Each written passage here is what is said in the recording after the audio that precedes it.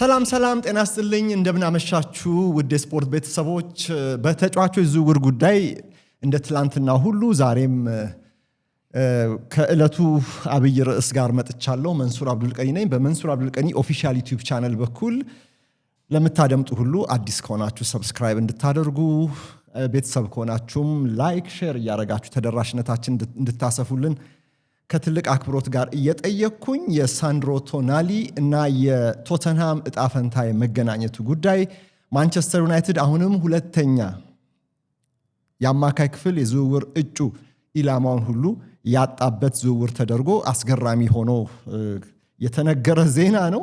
ማቲያስ ፈርናንዴዝን ከዌስትሃም በ85 ሚሊዮን ፓውንድ ሊያዘዋውር የተስማማው ቶተንሃም ሆትስፐር ከ24 ሰዓታት በኋላ ደግሞ ሳንድሮ ቶናሊን ደግሞ በእጁ ማስገባቱ ተነግሯል። እንግዲህ ቀሪዎቹ የአፈጻጸም ሂደቶች ካልሆኑ በስተቀር ቶናሊና ቶተንሃም በሁሉም ነጥቦች ሁሉ ተስማምተው በቀጣይ ውድድር ዘመን በሰሜን ለንደን ይህንን ጣሊያናዊ እናየዋለን። ዝርዝሩን ዛሬ በዚህ ቪዲዮ አቀርባለሁኝ። በቪዲዮ አልመጣሁም፣ እርግጥ በድምጽ ብቻ ነው። ተምብኔሉ ላይ እንደምታዩት ሶስቱ አጋሮቻችን ይህንን ፕሮግራም ስፖንሰር አድርገው አቅርበውላችኋል። እነሱን ማመስገን አለብኝ። ክሊክ የዴሊቨሪ አገልግሎት፣ ዋናው ስፖርት ዊር እና ስማይል ስፔሻሊቲ ዴንታል ሴንተር በአጋርነት ከትልቅ ምስጋና ጋር ይጠቀሳሉ። በጣም ነው የማመሰግነው። እነርሱን ደጋፊ መሆናቸውን ከገለጽኩኝ በኋላ ወደ ዋናው ጉዳይ መግባት ይኖርብኛል። ሌላ ርዕስ የለም። ይኸው የሳንድሮ ቶናሊ ጉዳይ ነው የሁሉም ጥያቄ። ትላንትናም በማቲያስ ፈርናንዴዝ ጉዳይ እንዳብራራሁት ማንቸስተር ዩናይትድ እንዴት እንደገና እንዲህ ያለው አማካይ ፈልጎ ያጣል?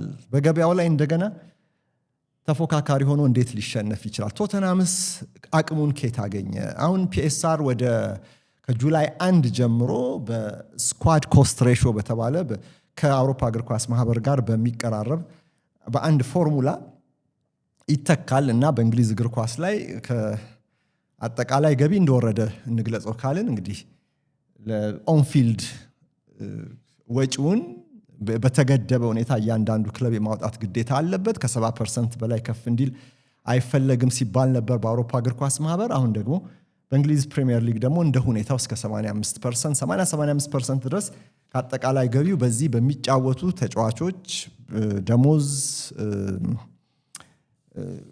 ቦነስ እና የመሳሰሉት ወጪዎች ላይ እንዲያወጡ እንዲሁም ደግሞ በተጫዋቾች ዝውውር ላይ በተለይ ዋነኛው ወጪያቸው እሱ ስለሆነ ለዝውውር የሚያወጡት ገንዘብም እዚህ ውስጥ እንደሚሰላ መነገሩ ይታወቃልና ቶተንሃም ይሄን እንዴት ሊያልፍ ችሎ ነው ይሄን ያህል ከ200 ሚሊዮን ፓውንድ በላይ ገና መስኮቱ ከመከፈቱ ሊያወጣ የሚችለው የሚለው ጥያቄ አብሮ መነሳት እና መመለስም ይኖርበታል። ስለዚህ በእርሱ ላይ ትኩረት አደርጋለሁ ማለት ነው። አብራችሁ እንድትቆዩ ከትልቅ አክብሮት ጋር እጋብዛለሁኝ። ላይክ ሼር ሰብስክራይብ ማድረጋችሁን እንዳትረሱ። ማቲያስ ፈርናንዴዝ 85 ሚሊዮን ፓውንድ፣ አሁን ደግሞ ሳንድሮ ቶናሊ 100 ሚሊዮን ፓውንድ። ቀደም ብሎ ደግሞ ቶተንሃም የብራይተን ሆቭ አልቢዮኑን ተከላካይ ጆን ፖል ቫን ሃኬን እንደዚሁ ከፍ ባለ ክፍያ ሊያስፈርም ተስማምቷል። አሁን በድምሩ እንግዲህ 237 ሚሊዮን ፓውንድ ለተጫዋቾች ግዢ ያወጣል ማለት ነው። በሶስቱ ተጫዋቾች ዝውውር የሸጠው ተጫዋች አለ። የሸጠው ተጫዋች አንድ አይደለም፣ ሁለት ተጫዋቾች አሉ። ከነሱ ሽያጭ የተገኘው ደግሞ ወደ 58 ሚሊዮን ፓውንድ እዚህ ውስጥ መታሰብ አለበት። እንግዲህ ወጪ ስንል ያወጣው ብቻ አይደለም የሚታየው፣ ተጫዋች ሸጦ ደግሞ ያገኘው ገንዘብ መቀነስ ይኖርብናል። ያ ኔት ስፔንድ ነው እንግዲህ እንደ ፒኤስአር ወይም ስኳድ ኮስት ሬሾ ላይ የሚታሰበው እንጂ ያወጣው ብቻ አይደለም። አውጥተህ ስታወጣ ደግሞ ተጫዋቾችን ሸጠህ በእጅህ ያስገባው ገንዘብም እዛ ጋር ወጪውን ይቀንስልሃልና እሱም ይታሰባል። እንግዲህ ቶተንሃሞች ፈርናንዴዝ ቶናሊን ቫን ሃኬን ካዘዋወሩ ወይም ደግሞ ለማዘዋወር ከተስማሙ በኋላ አሁን የፈርናንዴዝ ተጠናቋል፣ የቫን ሃኬ ተጠናቋል፣ የቶናሊ ተስማምተዋል። ስለዚህ ወደ መጠናቀቁ የሚቀር አይደለም። ይሄ አልበቃ ብሏቸው ዛሬ ወጡት የሚዲያ ዘገባዎች እንደሚያሳዩት አሁን ደግሞ ፊታቸውን ወደ አጥቂ ዝውውር አዙረዋል። ያ ማለት እንግዲህ ወጪያቸውን ብቻ ከተመለከትነው ከ300 ሚሊዮን ፓውንድ በላይ በአንድ መስኮት የማውጣት እድላቸው ሰፊ ነው። ግን የሚሸጡ ሌሎች ተጫዋቾችም ስለሚኖሩ ይሄንን ወጪ ከገቢ አንፃር ሊያካክሰው እንደሚችል ሁሌም መታሰብ አለበት። ሳንድሮ ቶናሊ እንግዲህ እንደምታውቁት ጣሊያናዊ ነው። ጣሊያናዊነቱ ብቻ አይደለም ግን በሮቤርቶ ዲዘርቢ ተጽዕኖ እና ማግባባት ወደ ቶተንሃም እንዲመጣ ያደረገው በመጀመሪያ ኒውካስል ዩናይትድ 100 ሚሊዮን ፓውንድ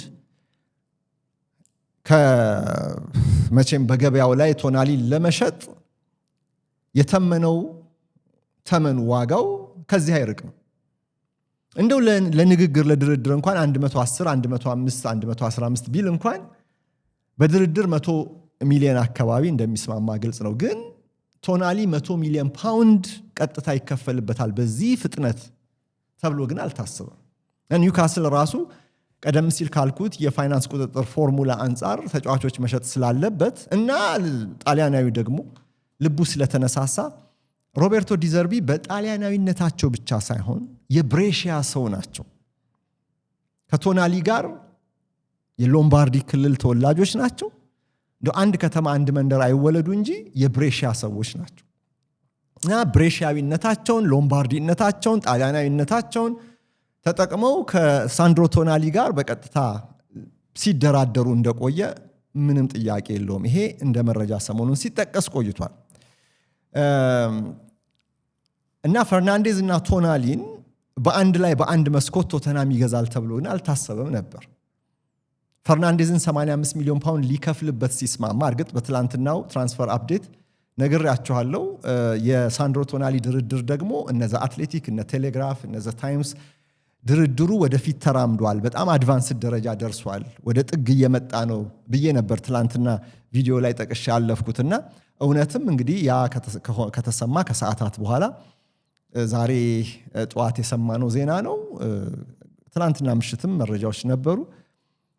ቶናሊን በእጃቸው ማስገባታቸው ቶተንሃሞች ተረጋግጧል እና ዲዘርቢ በዚህ ምክንያት ከቶናሊ ጋር ለመደራደር ሁሉ ነገር አመቺ ሆኖላቸዋል። ይሄንን የጣሊያናዊነትን የሎምባርዲ ወይ ብሬሺያስ ተወላጅ የመሆኑን ካርድ መዘው ለማግባባት ችሏል። ግን ይሄ ብቻ በቂ አይደለም። ቶተንሃም 100 ሚሊዮን ፓውንድ ለመክፈል መስማማቱም በገበያው ላይ ቶተንሃም አሸናፊ እንዲሆን አድርጎታል። ያ ማለት የሚከፍለው ክፍያ ለተጫዋች ዝውውር ይሄን ያህል ከፍ ካለ ለተጫዋቹ ደግሞ የሚከፈለው ደሞዝና ጥቅማ ጥቅም የዛን ያህል ከፍ እንደሚል ታሳቢ መደረግ አለበት። ስለዚህ ሂደቱ ሁሉ የተሳለጠ ከኒውካስል ወደ ቶተንሃም የተጫዋች እንዲዘዋወር የሚያስችል ግልጥልጥ ያለ አልጋ ባልጋ የሆነ እንደሆነ ግልጽ ነው። ቶተንሃም ለመግዛት ፈልጓል፣ ኒውካስል ለመሸጥ ወስኗል። ኒውካስል ያቀረበውን ተመን ቶተንሃም ለመክፈል ተስማምቷል። ጣሊያናዊ አሰልጣኝ ጣሊያናዊን አማካይ በእጁ ለማስገባት ቀድሞ ቆርጦ ድርድሩን ቀደም ብሎ ነው የጀመረው። እነዚህ ሁሉ ነገሮች ተገጣጠሙና ማንቸስተር ዩናይትድ አልፎ አልፎም አርሰናልም በቶናሊ ዝውውር ፍላጎት ማሳየታቸው ሲነገር መቆየቱ ይታወቃል። ሁለቱም አሁን እንግዲህ በቶተንሃም ተሸንፈዋል ማለት ነው። በቶተንሃም ሆትስፐር የምልመላ መዋቅሩ በስፖርቲንግ ዳይሬክተር የሚመራ ቢሆንም ሮቤርቶ ዲዘርቢ ግን ጉልህ ድምፅ እንዲኖራቸው በዝውውሮች ላይ የሚፈልጉ ቆፍጠን ያለ አቋም ያላቸው አሰልጣኝ እንደሆኑ ይነገራል። ማለት በዛ ስትራክቸር ስር የመስራቱን ነገር አይጠሉትም። ከዚህ በፊትም በብራይተን ይበልጥ የስፖርቲንግ ዳይሬክተሮች ሚና ከፍ ባለበት ሻጭ ክለብ በምልመላ ላይ ሰፊ ስራ የሚሰራው ብራይተን ውስጥ እንኳን ሰርተዋል። ይሄ ደግሞ ቶተንሃም ከብራይተን ከፍ ያለ ነው። ግን ወደ ቶተንሃም ሲመጡም የ5 ዓመቱን ኮንትራክት ሲፈርሙም በዚህ በኩል ያላቸውን ያላቸውን የተደማጭነት ስልጣን የመወሰን ኃይል ከፍ አድርገው እንደመጡ ጥያቄ የለው። ቢሆንም ስፖርቲንግ ዳይሬክተሮች ናቸው ዋናውን ስራ የሚሰሩት። ግን በስፖርቲንግ ዳይሬክተሩ ሐሳብ ብቻ እንዲሆን ግን አይፈቅዱም እሳቸው። ስለዚህ አሁን ዝውውር በአንድ ሰው የሚመራበት ዘመን መሆኑ አብቅቷልና እንደዚህ አይነት በትብብር ቶናሊ ወደ ቶተንሃም እንዲመጣ የዲዘርቢ ሚና በጣም ከፍ ያለ እንደሆነ ዘገባዎች ጠቁመዋል። ቶተንሃም እንደምታስታውሱት የዛሬ ዓመት ክረምት ላይ ኤቤሬቺ ኤዘና ሞርጋን ጊብስ ዋይትን በእጄ ገቡ ካለ በኋላ በሚያሳፍር ሁኔታ ሁለቱንም አጥቷቸዋል እና ለደጋፊዎቹ ይሄንን ያለፈውን ክረምት ውርደት ልበለው መካስ ይፈልጋል እና ፖሊሲውን አሻሽሎ መምጣት ነበረበት በዚህ ረገድ ያንን ለማካካስ እንዲሁ አይሆንም። ያው ታሪክ እንደገና ሊደገም ይችላል። እንደ ኤዘ እንደ ጊብስ ዋይት ያሉ ኢንተርናሽናል ተጫዋቾችን ቶተንሃም ታርጌት አደረገ ማለት የግድ በእጁ አስገባ ማለት እንዳልሆነ ያለፈው ክረምት ስላሳየን አሁንም ይሄ እንዳይደገም ክለቦች የሚፈልጉትን የግዢ ዋጋ ለመክፈል እና ተጫዋቾች የሚፈልጉትን የደሞዝ መጠንም እንደዚሁ ለመክፈል ተዘጋጅቶ ወስኖ ነው ወደ ገበያው ወደ ድርድሩ የገባው። ስለዚህ እንደ ማቲያስ ፈርናንዴዝ እና ቶናሊ ያሉ ተጫዋቾችን ማዘዋወር ለቶተንሃም ሆትስፐር ደጋፊዎች ኮንፊደንስን ከፍ ማድረግ ነው። ሌሎችም ተጫዋቾች በቶተንሃም ቢፈለጉ እንኳን ወደ ስፐርስ ለመምጣት ፍላጎት እንዲያድርባቸው ያደርጋል። ምክንያቱም ቶተንሃም በቡድን ግንባታው ላይ ያለውን ሲሪየስነስ ቁርጠኝነት በደንብ የሚገልጽ ጄስቸር ስለሆነ ነው። ከማንቸስተር ዩናይትድ፣ ከአርሰናል፣ ከቼልሲ እና ከመሳሰሉት ክለቦች ጋርም በገበያው ላይ ተፎካክሮ ማሸነፍ እንደሚችል ቶተንሃም ማሳየት ይፈልጋል። ያ ታሪክ እንዲረሳ ማለት ነው። ያ የነ ኤዘ የነ ጊብስ ዋይት ኤዘን በአርሰናል የተቀማው ብዙ የስፐርስ ደጋፊዎችን አንገት ያስደፋ ነበር። ኤዘ ለቶተንሃም ፈርማለሁ ብሎ አርሰናሎች በቀሩበት ሰዓት ላይ ተስማምቶ ሳለ አርሰናሎች በድንገት በሩ መጥተው ሲያንኳኩ በቃ የልጅነት ክለቤ ነው በሚል ወደ አርሰናል ተዘዋውረዋል። የጊብስ ዋይትም እንዲሁ ወደ ቶተንሃም ገባ ከተባለ በኋላ እንግዲህ ኢቫንጀሎስ ማሪናኪስ የኖቲንጋም ፎሬስቱ ባለቤት እርሱ ወደሚገኝበት የቅድመ ውድድር ዘመን ዝግጅት ካምፕ ሄደው አግባብተው ሐሳቡን እንዳስቀየሩ ይታወቃልና ስፐርስ በእጄ ገቡ ያላቸው ተጫዋቾች በዚህ መልኩ ከእጁ ሲወጡ ስለታየ ይሄ ነገር መደገም የለበትም። ለቶተንሃም ሆትስፐር ትልቅ ስነ ልቦናዊ ቀውስ ወይም የበታችነት ስሜት እንዲሰማው ሊያደርግ ይችላልና ይሄም የራሱ የሆነ ኖኮን ኢፌክት አለው በገበያው ላይ በቀጣይ በሚደራደራቸው ተጫዋቾች ላይ በሚል እንግዲህ እንደዚህ አይነት ጄስቸር እንዲህ አይነት ቁርጠኝነትን የሚያሳይበትን ትልልቅ ዝውውር መፈጸም ነበረበት እና የፈርናንዴዝ እና የቶናሊ ፈጠን ብሎ የመወሰን ጉዳይ ይሄ ነው እና ማንቸስተር ዩናይትድ ብራያን ኤምቡሞን ቀምቶታል። እንዲሁ የዛሬ ዓመት ኤምቡሞን በአንድ በኩል በቶተንሃም ሲፈለግ መቆየቱ ይታወቃል እና አሁን ደግሞ ማን ዩናይትድ በኤምቡሞ ደረጃ ያለን ተጫዋች ከቶተንሃም ጋር በገበያ ላይ እኩል ፈልጎ ቢመጣ መሸነፍ እንደሚችል ቶተንሃም ማሳየት ስለነበረበት በፈርናንዴዝም በቶናሊም ይሄን ድል ተቀናጅቷል። ዩናይትድ እነዚህን ተጫዋቾች ፈልጎ ሳያገኝ ቀርቷል በተለያዩ ትናንትና በገለጽኳቸው ምክንያቶች እና ያን ጊዜ እነዚህ ተጫዋቾች በአመዛኙ ሁሉም ባይሆን በአመዛኙ ወደ ቶተንሃም እንዳይመጡ ያደረጋቸው ጥብቅ የሆነው የስፐርስ የደሞዝ ፖሊሲ ነበር። ትናንት እንደገለጽኩላችሁም አሁን ቶተንሃም የቶፕ 4 ክለቦችን ደሞዝ ለመክፈል ተዘጋጅቶ በጀቱን አዘጋጅቶ ለሁሉ ነገር ዝግጁ ሆኖ ነው ወደ ገበያ የገባው እና ቶተንሃም ስኳድ ኮስት ሬሾ አያሰጋውም ወይ ያላችሁ እንደሆነ አሁን ከጁላይ 1 ጀምሮ ፒኤስአርን የሚተካው ሄደም ስካይ ስፖርትስ እንደሚለው ከሆነ ነው ስካይ ስፖርትስ ሳይሆን አክቹአሊ ስካይ ስፖርትስ ስዊዝ ራምብልን ነው የጠቀሰው። ስዊዝ ራምብል ሁልጊዜ እላለሁ እኔ ስዊዝ ራምብል በስፖርት ቢዝነስ ላይ የውስጥ የክለቦች ሂሳብን ወይም ደግሞ የፋይናንስ አስተዳደርን በተመለከተ ብዙ የተማርኩበት የዜና ምንጭ ነው። ስዊዝ ራምብል አንድ ስዊዘርላንድ ሀገር የሚኖር እንግሊዛዊ ሆኖ ግን ደግሞ በዚህ በፉትቦል ቢዝነስ በአካውንቲንጉ የሰቀለ እውቀት ያለው ነው እና ብዙ ጊዜ መረጃዎቹ አይዛነፉም። ትልልቅ ሚዲያዎችም ይጠቅሱታል እና ስካይ ስፖርትስ የስዊስ ራምብልን መረጃ ሪፈር አድርጎ እንዳስቀመጠው ቶተንሃም በዚህ የደንብ ለውጥ ማለትም አሁን ከፕሮፊታብል ኤንድ ሰስቴናቢሊቲ ሩል ወደ ስኳድ ኮስት ሬሾ ፕሪሚየር ሊጉ ከጁላይ 1 ጀምሮ ፎርሙላውን ይቀይራልና በዚህ የደንብ ለውጥ ከተጠቀሙ ክለቦች አንዱ ነው ይላል። ያ ማለት ገና 55% ላይ ነው ያለው። እስከ 70% ድረስ መሄድ ይችላል ማለት ነው። የ15% ፖዚቲቭ ውስጥ ነው ያለው እና አርሰናል ለምሳሌ ስዊስ ራምብል እንደሚለው ከሆነ የ4% ፖዚቲቭ ብቻ ነው ያለው። 4% ብቻ ነው ልዩነቱ ማለት 66% አካባቢ ደርሷል ማለት ነው በስኳድ ኮስት ሬሾ ወጪው እና 55% ላይ ነው የሚገኘው ቶተንሃም እና በዋነኛነት ቶተንሃም በስታዲየሙ ከፍተኛ ገቢ ስለሚሰበስብ በዚህ ተጠቅሟል። ኮንሰርት፣ ቦክስ ውድድሮች እና የኤንኤፍኤል የአሜሪካ ፉትቦል ሊግ ጨዋታዎችን በዚህ ስቴዲየም ስለሚያስተናግድና ለዚህም ከፍተኛ የክራይ ገቢ ስለሚያገኝ በጨዋታ ዕለት ገቢም ቢሆን ቶተንሃም ትላንት እንደጠቀስኩላችሁ እንዲሁ በጨዋታ ዕለት ገቢም 62000 ተመልካች የሚያስተናግደው ስቴዲየሙ እና የውስጥ ፋሲሊቲው ለምሳሌ ትልቁ የስፖርት ባር የሚገኘው ስቴዲየም ባር የሚገኘው በአውሮፓ እዛ ነው ይባላል። በዚህ ከፍተኛ ገቢ ነው የሚሰበስበው እና በዋነኛነት በሁሉም ባይሆንም በዋነኛነት ስካይ ስፖርትም እንደሚለው እነሱ ይስራምብልም ይሄን እንደሚያረጋግጡት ቶተንሃም ሆትስፐር ለተጫዋቾች ዝውውር ከፍተኛ ወጪ ለማውጣት በዚህ ረገድ ዝግጁ ያደረገው በቻምፒየንስ ሊግ ሳይሳተፍ ዘንድሮ በመጪው የውድድር ዘመን ማለት ነው ሳይሳተፍ እንደዚህ አይነቱ ገቢ ነው። የአምና ገቢው በዚህ ረገድ በዋይት ሃርት ሌን ቢቆይ ኖሮ ከሚያገኘው በጣም ርቆ በተሻለ ብዙ የሰበሰበበት ነውና ይሄና በተጨማሪ 100 ሚሊዮን ፓውንድ ደግሞ ከባለቤቶቹም ኢንጀክት እንደተደረገም ተሰምቷል።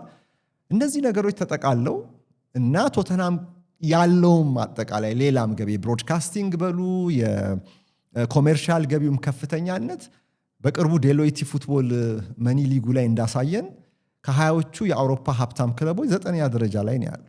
በጨዋታ ዕለት ገቢ 126.4 ሚሊዮን ፓውንድ ነው ባለፈው ፊስካል ሲዝን የሰበሰበው። በብሮድካስት ገቢ 161.6፣ በኮሜርሻል በማስታወቂያና በስፖንሰርሺፕ ገቢ 277 ሚሊዮን ፓውንድ ገደማ ነው እና በ565 ሚሊዮን ፓውንድ ገቢ የአውሮፓ 9ኛው ሀብታሙ ወይም ደግሞ 9ኛው ከፍተኛ ገቢ የሰበሰበ ክለብ ሆኖ ጨርሷል። አስቡት በሜዳ ላይ ያለው ውጤት እንዲህ የተንገራገጨ እንኳን ስፐርስ በዚህ ረገድ ገቢውን በጣም ያሳደገበት የሂሳብ ዘመን ነው የመጨረሻው ሪፖርት የሚያሳየውና ሪያል ማድሪድ፣ ባርሴሎና፣ ባየር ሙኒክ፣ ፓሪስ ሳን ጀርመን፣ ሊቨርፑል፣ ማንቸስተር ሲቲ፣ አርሰናል እና ማን ዩናይትድ ናቸው በገቢ የሚበልጡትና ከማንቸስተር ዩናይትድ በ100 ሚሊዮን ፓውንድ ከአርሰናል በ130 ሚሊዮን ፓውንድ የሚያንስ ገቢ ቢኖረውም ቶተንሃም 9ኛ ደረጃ ላይ ተቀምጧል። እና ዳኒ ሌቪ ከለቀቁ በኋላ ክለቡ የፖሊሲ ለውጦችን አድርጓል። የደሞዝ እድገት፣ ትልልቅ ዝውውሮችን ለመፈጸም ቁርጠኛ መሆን፣ ከቶፕ ፎሮች ጋር መፎካከርና እንደ ቶፕ ፎር ክለቦች በገበያው ላይ መንቀሳቀስ እና በቶፕ ፎር ለመጨረስ ኢላማ ማድረግ ማለት ነው በሚቀጥለው የውድድር ዘመን። ቶተንሃም ትልቅ ክለብ ነው። ትልቅ ስም ስለሆነ እንደ ትልቅነቱ እንዲኖር በሚያስችል መልኩ ቡድኑን መልሶ መገንባት እንዳለበት ስላመነ ነው ይሄ ዝውውር እነዚህ ዝውውሮች እየተፈጸሙ የሚገኙት። እንግዲህ የሚሸጡ ተጫዋቾች አሉ። ለምሳሌ አንድ መረጃ ልስጣችሁ። ቆይ ዴይሊ ሜል የተባለው ጋዜጣ እንደዘገበው ከሆነ ለሳንድሮ ቶናሊ 100 ሚሊዮን ፓውንድ ለማውጣት ከመወሰኑ በፊት ቶተንሃም አርቺ ግሬ የተባለውን የቶተንሃምን ወጣት ተስፈኛ ተከላካይ ኒውካስል ዩናይትድ ከገንዘብ ጋር በልዋጭ እንዲሰጠው ጠይቆት ነበር። ኒውካስሎች ይህንን ተጫዋች መሸጥ አይፈልጉም፣ ግን አማራጮች በሚፈልጉበት ሰዓት ሉካ ቩስኮቪች የተባለውን ተጫዋቻቸውን በ50 ሚሊዮን ፓውንድ ለብራይተን ሸጡ። ያ ማለት 50 ሚሊዮን አገኙ ማለት ነው። ይሄ 19 ዓመት ተከላካይ ቩስኮቪች ለቶተንሃም አንድም ኮምፒቲቲቭ ጨዋታ የነጥብ ጨዋታ ላይ ተጫውቶ አያውቅም። ብራይተኖች ይህን ስለሚያውቁ በ50 ሚሊዮን ገዟቸው። ቩስኮቪች ሄዶ ድሉ እንዲሞክር የጨዋታ ድል እንዲያገኝ ማለት ነው። ያ ማለት ግን ለቶተንሃሞች 50 ሚሊዮን አግኝተዋልና አሁን 100 ሚሊዮን ቢከፍሉ የሸጡት 50 ሚሊዮን ስላለ ሌላ 50 ሚሊዮን እንደመጨመር ነው የሚቆጠረውና ይልቅስ ቶናሊ ሌሎችም ትልልቅ ክለቦች ፈላጊዎች ስላሉ ጨከን ብለው መተው ከቶተንሃም እንዳይነጥቁት ቶተንሃም መራመድ ነበረበትና 100 ሚሊዮን ለመክፈል ተስማሙ። ስለዚህ ቩስኮቪች 50 ሚሊዮን ስለተሸጠ የቶናሊ ዝውውር ተፋጥኗል ማለት ነው። አርቺ ግሬም ወደዛ አልሄደም። ሌሎች ተጫዋቾችም አሉ ገና የሚሸጡ። ሉካስ ቤርግቫል ኖቲንግሃም ፎሬስቶች በጣም እንደሚፈልጉት ስካይ ዘግቧል። ፔፔ ማታርሳር ብሬንትፈርድ ፈላጊው ነው። ክሪስቲያን ሮሜሮ ትልቁ ተከላካይ አሁን እንግዲህ የቶተንሃም የቡድን ግንባታ ሂደት አማሎት እዛው ልቀር ካላለ በስተቀር ቶተንሃም ሊለቀው ይችላል። ግን ስፐርስ የሚለቀው ጥሩ ገንዘብ ከቀረበለት ብቻ ነው። የአርጀንቲና ኢንተርናሽናል የዓለም ሻምፒዮን ነው። አምበል ነው የዚህ ቡድን። ምንም እንኳን ቀይ ካርዶችን የሚያበዛ ተጫዋች ቢሆንም ግን ሮሜሮ ቶተንሃም መልቀቅ ከፈለገ ስፐርስ መልቀቅ የሚችለው ትክክለኛ ዋጋ ከቀረበለት። ሮሜሮ በገበያው ላይ ሊያወጣ የሚችለውን ዋጋ አስቡት። 50 ሚሊዮን ትንሽ ነው ለእርሱ። ከዛ በላይ ሊከፈልበት የሚችል የትልቅ ቡድን ተከላካይ ነው። ሪቻርድሰንም ቢሆን የኮንትራቱ የመጨረሻ ዓመት ላይ ነው የሚገኘው። ስለዚህ ውሳኔ ይፈልጋል ማለት ነው። ቶሎ አሁኑኑ ካልተሸጠ ወይም ኮንትራቱ ካልተራዘመ ቶተንሃም ሪቻርድሰንን በነፃ ሊያጣ ይችላል። ስለዚህ እሱም የመሸጥ እድሉ ከፍ ያለ ነው ማለት ነው። ጊግሊየሞ ቪካሪዮ ግብ ጠባቂውም በጣሊያን ብዙ ፈላጊዎች አሉት። ስለዚህ ቤርግቫል፣ ማታርሳር፣ ሮሜሮ፣ ሪቻርድሰን፣ ቪካሪዮ እነዚህ ተጫዋቾች ሁሉ ከተሸጡ ቶተንሃም ብዙ ገንዘብ ነው በእጁ የሚያስገባው። ልክ ቩስኮቪችን በ50 ሚሊዮን ሸጦ የቶናሊን ዝውውር እንዳፋጠነ ሁሉ በቀጣይም አጥቂዎችን ለመግዛት ካለው እቅድ አንጻር የሚሸጣቸው ተጫዋቾችን ከነርሱ የሚያገኘው ገቢም ማተር ያደርጋል ማለት ነው። እና በዚህ መሰረት አሁንም ቶተናሞች ገዝተው አልጨረሱም። አሁንም ቶተናሞች በአጥቂ በኩል ከትልቆቹ ክለቦች ጋር በገበያ የሚፎካከሩ ከሆነ ለማሸነፍ ቁርጠኛ ናቸው። ከፍተኛ በጀት መድበው በመንቀሳቀስ ነው ወደ ገበያው የሚገቡት። በሁለቱ ተጫዋቾች እነ ማን ዩናይትድ፣ አርሰናል እንዳሸነፉ ሁሉ በተጨማሪ ደግሞ ትልቅ ተጫዋቾች ወደ ቶተንሃም መጥተው የሚያጡት ነገር አይኖርም። ከፍ ያለ ክፍያ ሊከፈላቸው ይችላል ማለት ነው። ስለዚህ ነው ሮቤርቶ ዲዘርቢ እና ቶተንሃም ማቲያስ ፈርናንዴዝን ለማስፈረም ከተስማሙ ወይም መስማማታቸውን ከሰማን ከ24 ሰዓታት በኋላ ሳንድሮ ቶናሊንም እንደገና ለማስፈረም መስማማታቸውን የተረዳ ነው። እንደዚህ ያሉ የተጫዋቾች ዝውውር ዘገባዎችን በቀጣዮቹ ቀናት ዓለም ዋንጫ በተለይ እስኪያልቅ ድረስ በተለይ ምሽቱ ላይ የዓለም ዋንጫ ጨዋታዎች ስላሉ የግድ እንደዚህ ማቅረብ ይኖርብናል። ምክንያቱም ጨዋታዎችን ማየት ስላለብን እንደ ወትሮ እንደ ትራንስፈር አፕዴት እንደ ዘ ዊኬንድ ምሽቱን 3 ሰዓት 4 ሰዓት ላይቭ መግባት አልችልም ውድ የስፖርት ቤተሰቦች። ስለዚህ በዚህ መልኩ አስፈላጊ የምንላቸውን ወቅታዊ የዝውውር ጉዳዮችን ይዘን እንመጣለን።